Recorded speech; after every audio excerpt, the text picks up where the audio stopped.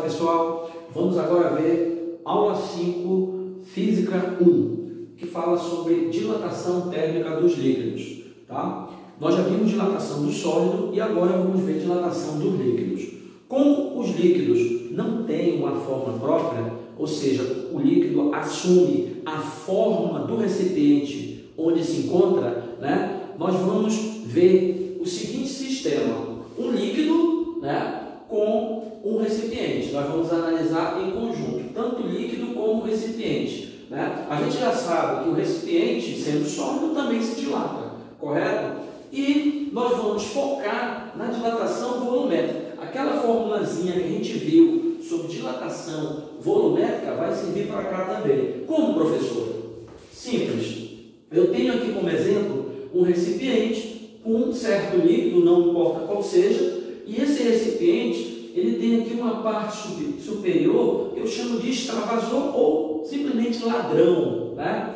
O que vai acontecer? Vamos supor que inicialmente a temperatura inicial deste líquido e do recipiente, ou seja, do sistema, seja um T0.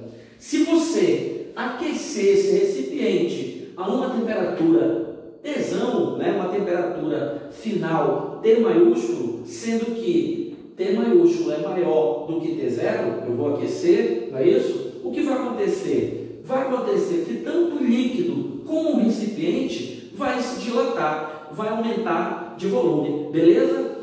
Aqui eu exagerei, claro, né, para você visualizar legal que tanto o líquido como o recipiente vai aumentar de tamanho. Aí vamos analisar a seguinte situação, que esse recipiente está cheio por este líquido até aqui a borda do ladrão, certo? De forma que, quando eu aqueço o conjunto, sendo que o recipiente, sendo sólido, vai dilatar menos do que o líquido, vai ocorrer um vazamento, um extravasamento aqui deste líquido, certo? Ou seja, o líquido dilatando-se mais do que o recipiente. Por quê? Porque a gente já viu antes que o líquido, né, normalmente ele se dilata mais do que o sólido, né? A substância líquida normalmente se dilata mais do que os corpos sólidos, beleza? Então o que vai acontecer? Vai haver um extravasamento desse líquido, né? Vai transbordar este recipiente caso o líquido esteja cheio até a borda aqui do ladrão, no caso, certo? Isso aí é um exemplo. Aí o que vai acontecer? O que eu vou dizer? Eu vou dizer que a dilatação,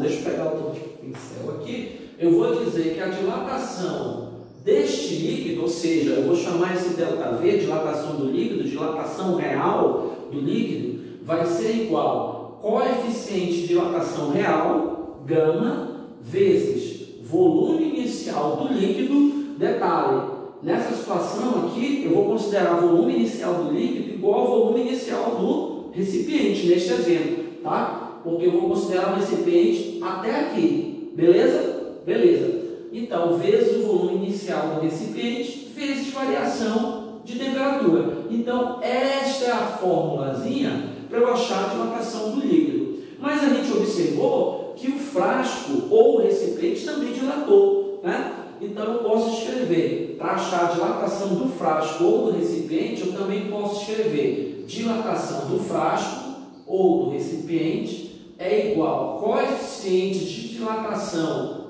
do frasco, né, vezes volume inicial do frasco, que é igual, nesse exemplo, ao do líquido, vezes variação de temperatura. Olha só.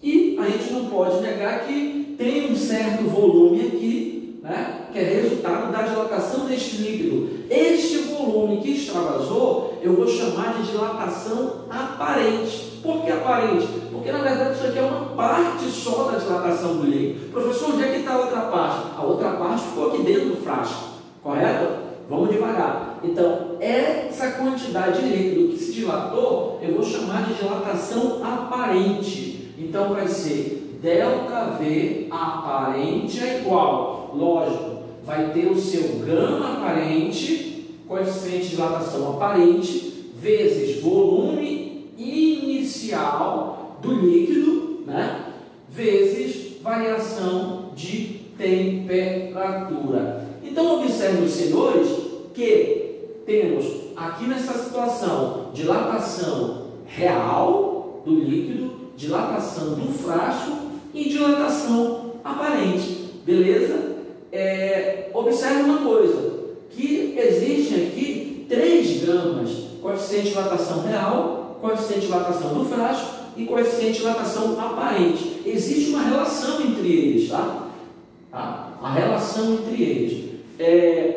A dilatação do líquido, ΔV, é igual à dilatação do líquido que ficou aqui dentro, como o frasco está cheio, a dilatação do líquido que ficou aqui dentro é igual à dilatação do frasco, então vai ser dilatação do frasco mais a dilatação do líquido que saiu, a dilatação que está fora, dilatação aparente. Então, olha só que interessante, a dilatação real do líquido eu posso fazer achando dilatação do frasco, que corresponde à dilatação do líquido que ficou aqui dentro, mais a dilatação aparente, a dilatação que extravasou, o líquido que extravasou. Beleza?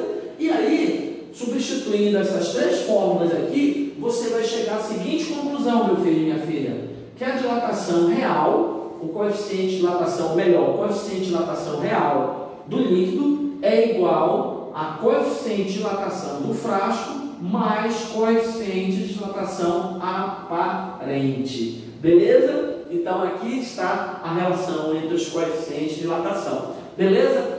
E por último, vamos falar aqui sobre dilatação anômala da água. Aí você pega aqui seu livro, fica melhor para você entender o que eu vou falar, que é muito simples, muito fácil. Pega o seu livro aqui, Física 1, né, na aula 5, dilatação térmica dos líquidos, página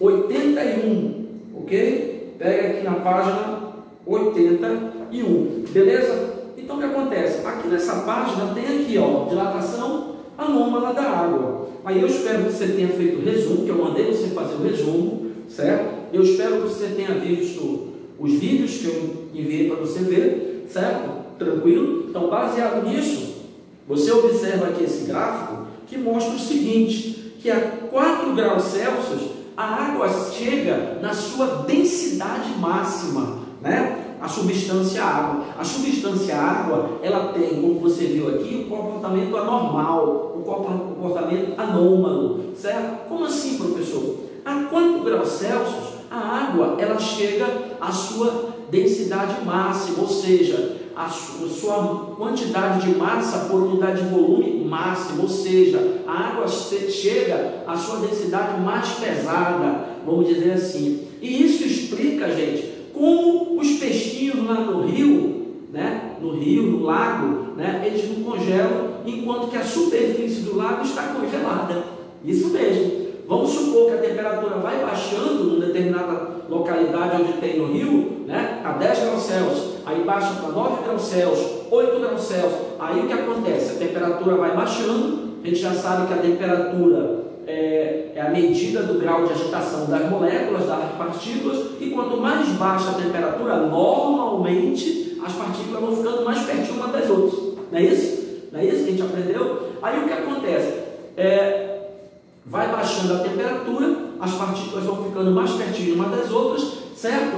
E quando chega a 4 graus Celsius, as partículas atingem a sua densidade máxima, né? Ou seja, lá no lago, né, o que acontece? A temperatura vai baixando 10 graus Celsius, aí a parte de cima, as moléculas de cima da água que estão em cima, elas vão esfriando. Quando elas vão esfriando, a gente já aprendeu que quanto mais frio a substância em geral, né? Em geral, quanto mais frio a substância, mais pesada ela fica. Então ela desce, né? E a de baixo, a substância de baixo, que está um pouco mais quente, sobe, formando as correntes de convecção térmica que a gente já estudou lá atrás. Perfeito? E esse ciclo permanece. Vai baixando a temperatura 10 graus Celsius, 9 graus Celsius, 8 graus Celsius. Quando chega a 4 graus Celsius, né, a água chega à sua densidade máxima, ou seja, a 4 graus Celsius, aquela substância água, aquela parte de água, aquelas moléculas de água que estão na parte superior, elas descem e elas não vão mais subir.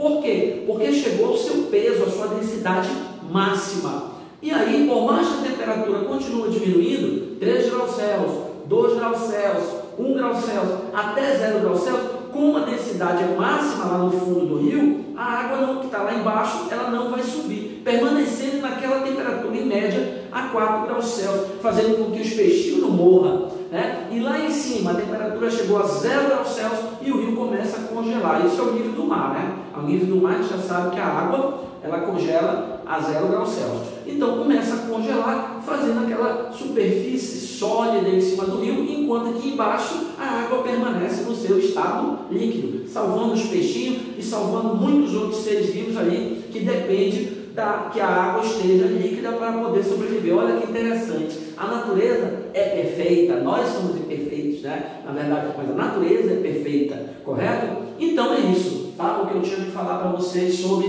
dilatação térmica dos líquidos, e no próximo vídeo vamos para as atividades em sala, ok? Um abraço.